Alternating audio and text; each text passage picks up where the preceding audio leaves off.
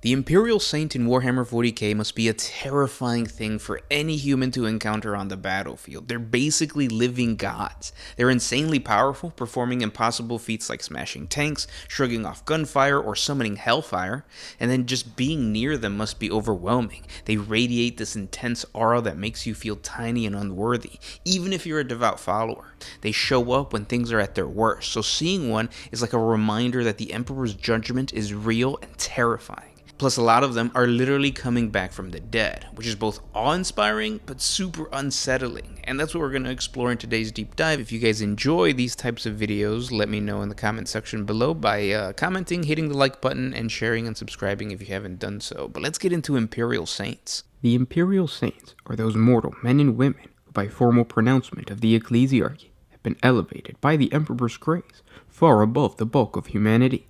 They are exceptionally holy individuals, and by their word and deeds are held to be the direct word of the God Emperor himself. Throughout the 10,000 standard years of the age of the Imperium, millions of men and women have been recognized as saints, in many cases long after their death, and only after several Terran decades of consideration.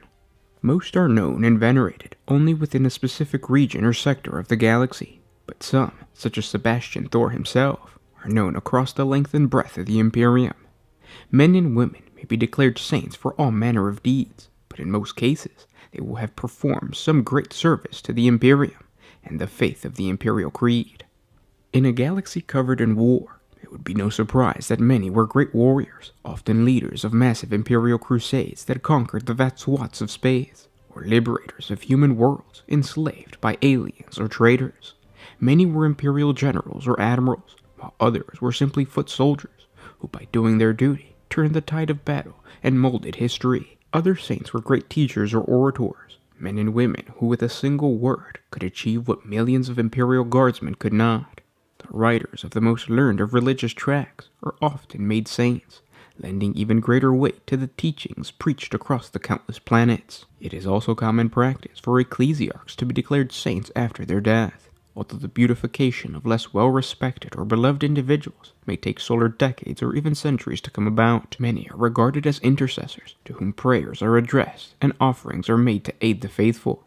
It is held that the saint, being human but also close to the God Emperor, might be able to petition the Emperor and bring some tangible effect. Most Imperial Saints are thought to be able to intervene on specific issues, such as providing deliverance from oppressors, safe passage through the warp, or a successful annual crop, and oftentimes a warrior's true aim. Given that such a vast pantheon of saints exists, the matters on which they are said to be able to intervene on are often extremely specialized. Some regiments of the Astra Militarum, for example, hold that there is a specific saint for every single one of the thousands of marks of standard issue lasgun. Just as the Imperial cult allows cultures and peoples to integrate their superstitions of their local worlds and ways of life into the larger Imperial creed, so too do saints offer the common citizen a focus for their devotion more personal and approachable than the God Emperor alone. Saint worship is seen by the Imperial Church as an aspect of worshipping the God Emperor, the reasoning being that all saints rise up to become one with him. Therefore, to revere a saint is to revere the Emperor himself. That being said, the Ministorum is meticulous in who or what is deemed a saint, and even the entire support of a planet or star system is sometimes not enough for them to be considered legitimate. For example, within the Calixis sector, there are at least a score or more true saints, sanctioned by the ecclesiarchy and recognized as high up as the Segmentum Obscura Synod, while hundreds more lesser or unsanctioned saints are still worshipped on worlds all across the sector. Though they risk punitive measures from the Church, or in extreme cases, the brand of heresy from the holy orders of the Inquisition, those not truly approved continue to rise up from the notable deeds and legends of common men and women. Most saints have their own holy days that are specific to them and their deeds. However, the Festival of Saints provides a day for all saints to be honored, as well as a time when new saints may join their ranks. This is especially important for the very minor saints.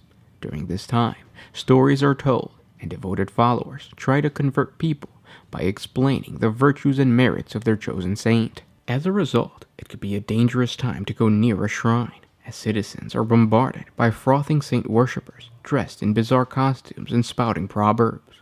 While it is uncommon for anyone to be so bold as to try and claim that they themselves must be canonized, every voice seems to know of someone who died serving the emperor, and thus deserves the eternal recognition of the ecclesiarchy. As a result, the clerics and priests are subjected to long lines of supplicants and must listen to countless solar hours of babble to then judge whether any are worthy of the greater attention of the ecclesiarchy. The most common reason to become a saint is those who participate in some type of martyrdom. There is a fine line between saints and martyrs, and in many cases, those who achieve sainthood only do so through martyrdom. However, the number of martyrs far outweigh the list of saints, though they are still honored and remembered in their own way. Martyrs are examples held up by the Imperial Church as a lesson in the ultimate expression of faith and the righteous conclusion of a life lived in the service of the God Emperor. The worlds of the Calixtus sector are riddled with martyrs, from the well-known ones like the 17 holy martyrs of Gallows Glass, sisters of battles who gave their lives in the heroic last stands, to the nearly forgotten, like the lost pilgrims, who represent those that strayed from the trails of pilgrimage and disappeared into the void. Quite often, an individual or group will be remembered for many standard years as a martyr or martyrs before their deeds are considered great enough to be risen to sainthood. Such an example is the Trench War Saint, a nameless Imperial Guardsman said to have fallen in the Trench War, only to rise up and fight again at the side of his comrades, no less than 13 times, despite terrible mortal wounds. From reports given by the Departamentum Munitorum and the numerous commissars, there has been a movement to raise this nameless soldier up to sainthood for his martyrdoms, and he has been repeatedly put forward on the Festival of Saints for the consideration of the Calixtus Sector Synod. To date, they have only deemed him a martyr of exceptional faith, and not yet granted the mantle of sainthood. And then there is the living saint of the Adeptus Sororitas. Living saints are those members of the Adeptus Sororitas who are said to be so holy in mind, body, and spirit that they somehow manifest something of a sacred power of the Emperor himself. Living saints are not beautified after their death, but rather are spontaneous manifestations of the Emperor's grace. Living saints literally glow with power, and even the least faithful will have no choice but to collapse to their knees in their presence. A living saint will usually, though not always, manifest from among the ranks of the Adeptus Sororitas, all of whom are strictly female. Typically, the manifestation of a living saint will predict some great endeavor, in which countless millions of the faithful take up arms in the name of the Emperor, and a truly extraordinary feat is performed.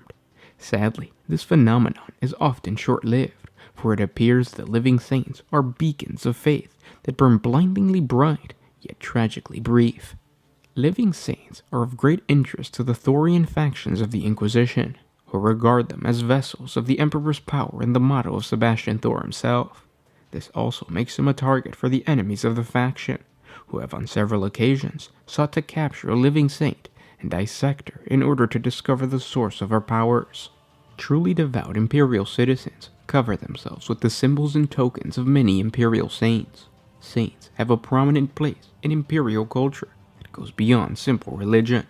Their names can be found on everything, from worlds and voidcrafts to streets and even children.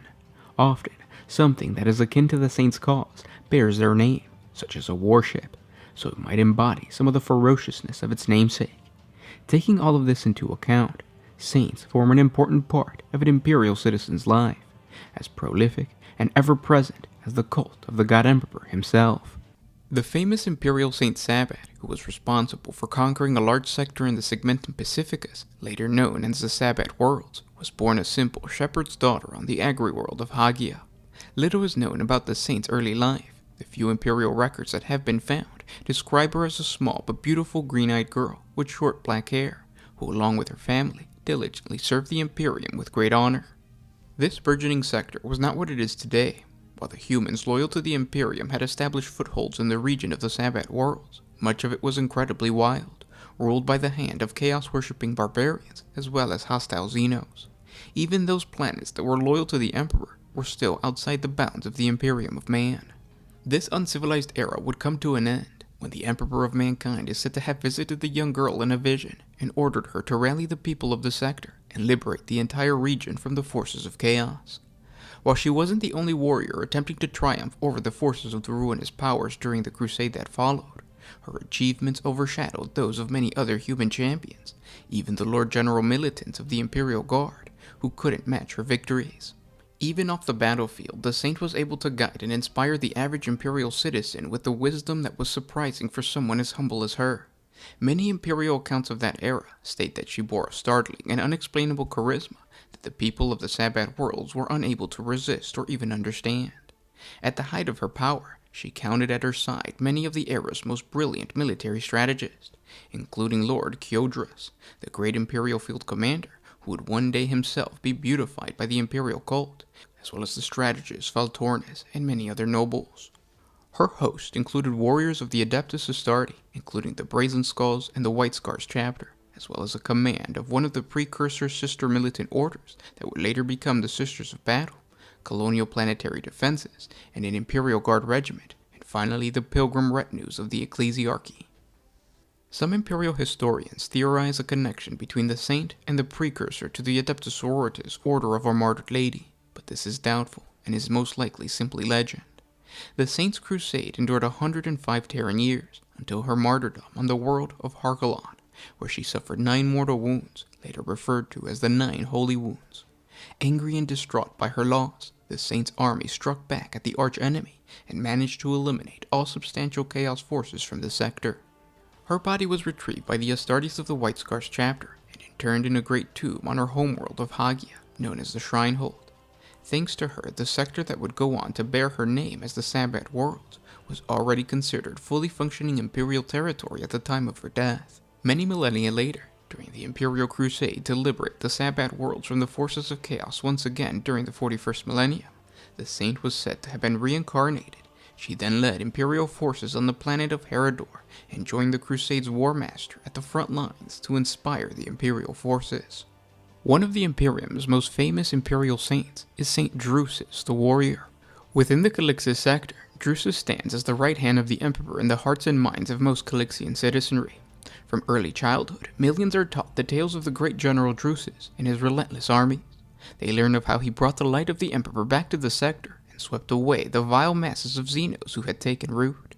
It is because of his effort that the Calixis sector exists today. The Ministorum makes sure that no one forgets his deeds, and wherever temples and shrines to the Emperor are raised, so too are statues of this saint. Very few saints can boast a cult as large and powerful as Drusus, and none can deny the influence that the cult has over the Calixian affairs. Though a mighty and cunning warlord, Drusus is best remembered and revered as an honest and courageous warrior. It was Drusus who rallied the forces of the Imperium during the Angevin Crusade, after Angevin himself fell. Drusus was widely acclaimed as a savior, but many powerful figures in the Crusade viewed him as a dangerous warmonger, a rival, and a would-be usurper.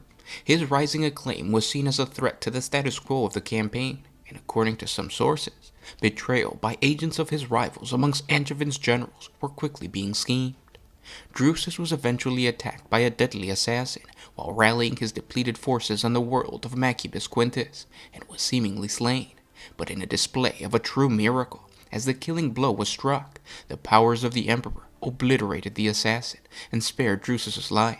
It is said that after 10 days and nights in shadow, Drusus returned to his warriors, wielding the Emperor's light within him.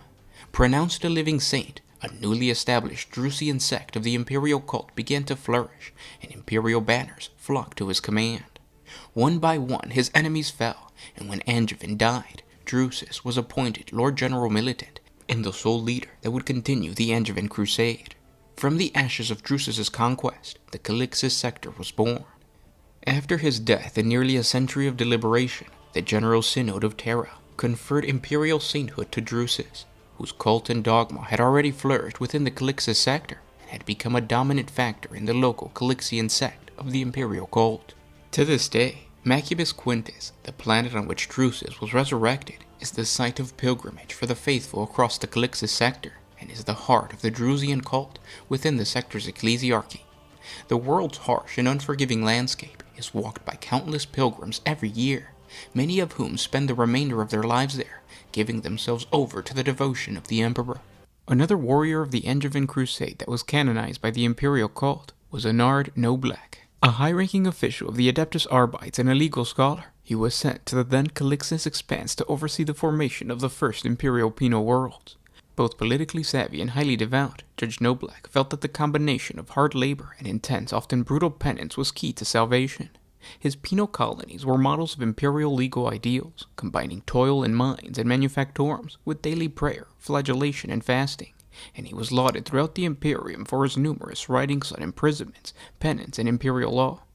He was killed in a prisoner uprising near the end of the Angevin Crusade, and his teachings on laws, penance, and imprisonment are still used today.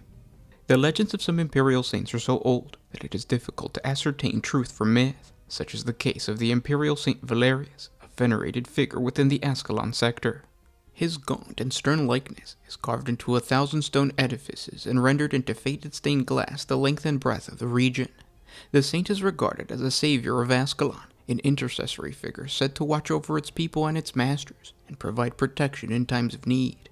Numerous legends relay a wide array of tales regarding the early life and miracles of Saint Valerius, and while most vary widely in events, dates, and scopes, all describe the saint rallying the people of Ascalon against some overwhelming outside force. In some versions, the invaders are ravaging Xenos from the void beyond the sector's trailing margins. At other times, hideous creatures coalesce from the raw stuff of the Immaterium itself. One variation holds that the saint was originally a great imperial general who served in the wars of the opening years of the Age of the Imperium, returning to Ascalon to find it overrun by those who had renounced their oath to humanity and sought to enslave the sector's worlds. Nevertheless, Saint Valerius is looked to as a source of religious strength against the troubles of the oppressive and dangerous galaxy. There can scarcely be a single man, woman, or child across the millions of worlds of the Imperium who does not know the name of the Imperial Saint, Sebastian Thor. During the 36th millennium, a terrible demagogue by the name of Goj Vandire took control of the Imperium of Man. By manipulating the High Lords of Terra and the Imperial cult, he slaughtered all those that failed to recognize his manic power grab during the Age of Apostasy. It was during this dark, forbidding time that a reformist sect known as the Confederation of Light emerged and denounced Vandire as a traitor. Led by the preacher Sebastian Thor, the Confederation of Light spread its message of a church dedicated not to politics and the secular rule of the Imperium, but to the compassion and mercy of the Emperor, to a brutalized people only too ready to throw off the yoke of oppression. An incredible speaker, Sebastian Thor swayed whole worlds to his cause and turned the tide against Vandire. As Thor's crusade smashed aside those who remained loyal to the Ecclesiarch, the Space Marines and the Adeptus Mechanicus, both of whom had remained largely on the defensive during the Age of Apostasy, were finally able to join forces with Thor and close on Terra. Vandire was slain by the organization that would become the Sisters of Battle, and Sebastian Thor went on to reform the Ministorum, the Imperial Creed, and with it the Shattered Imperium. Of all the saints venerated across the Imperium, it is Sebastian Thor who has become the most adored. Dedications to Saint Thor have become something of a substratum of the Imperial Creed, with countless sects venerating him in different ways. Another very important defender of the Imperium is Saint Celestine. Very little is known of her life as a battle sister until she was declared a living saint. All that is known is that she was once a Sister Repenta of the Order of Our Martyred Lady. She fought alongside a multitude of Imperial faithfuls during the protracted wars against the heretics of the Palatine Schism. Celestine was at the forefront of the first wave of the deadliest fighting, and was thought to have been killed in battle before the capital city of the planet of Eurasian. She fell that day alongside every other Repenta, but despite her defeat, it was said that she accounted for the deaths of over 100 traitors during the assault. As Celestine's body was reclaimed by her sisters and set amongst the honored dead, her sisters saw that life was lingering within her, and the light of one touched by the divine will of the Emperor was glowing within her eyes. Cleansing her body of the blood and filth of battle, the sisters were astonished to find that she stood flawless before them. The next day, the assault resumed, with Celestine at the head of the Imperial forces. The heretics fell within hours as Celestine wreaked her bloody vengeance. She was hailed as the Crusade's figurehead, as the entire sector was scorned of the traitors and those deemed unworthy of existing upon the world of humanity. The Crusade's leader, Lord Angsgar, believed that the Crusade would reach its conclusion on the capital world of the Palatine sector. but Celestine insisted upon first liberating the small backwater planet of Sanctus Lees. Unknown to all but her, the world was home to the shrine of Saint Catherine of the Order of the Fiery Heart, a holy place visited by the living saint in secret just before her death. Celestine's followers found a broken altar amid some ruins and were ordered by Celestine to remove it. Beneath the shattered remains, a hidden crypt was found. Barring any from following her, Celestine descended the rusty steps that none had trotted in millennia. As the dawn of the first light broke above the ruined shrine, Celestine rose from the tomb, borne aloft on a column of divine radiance and attended by cherubims and doves. She was now clad in a suit of shining golden power armor and wielding a vibrant blade that none could look upon, the ardent blade of Saint Catherine. Celestine was declared a living saint by Lord Angsgar and the conclave of the Thorian compatriots shortly thereafter. Saint Celestine was hailed as the hero martyr of the Palatine Crusade, and she dispatched thousands of heretics during the prosecution of multiple wars of faith. This veneration by the Sisters of Battle was miraculous. She was a living saint whom the sisters would follow even onto the very center of the Eye of Terror. Alas, Saint Celestine was lost to the Imperium while fighting the renegade war master of Thorax.